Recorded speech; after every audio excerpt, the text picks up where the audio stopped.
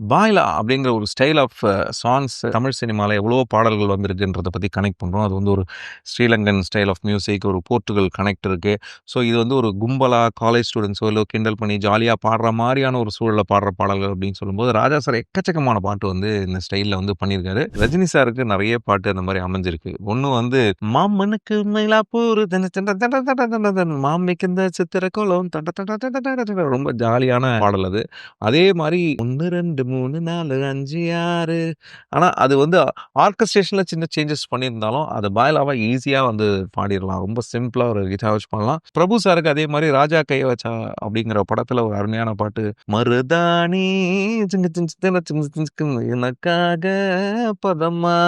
அதே மாரி my dear Marthandan படத்துல உட்டால கடிட்ட நானு நானு ஜஞ்சு ஜஞ்சு ஜஞ்சு ஜஞ்சு ஜஞ்சு ஜஞ்சு ஜஞ்சு ஜஞ்சு ஜஞ்சு அப்படின்னு அதுவும் ஒரு ஒரு வயலன் ஸ்டைல்ல போகும்.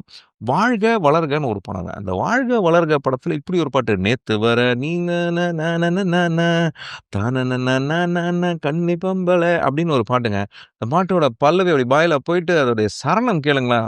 பியூட்டிஃபுல்லா கம்போஸ் பண்ணியிருப்பாரு. அதோடைய ஆர்கஸ்ட்ரேஷனும் சரி, அது சிங்கிங் ஸ்டைலும் சரி ரொம்ப ரொம்ப சேலஞ்சா இருக்கும். இந்த மாரி ராஜா சார் வந்து பாய்லா ஸ்டைல் எக்கச்சக்கமான பாடல்கள் பண்ணியிருக்காரு.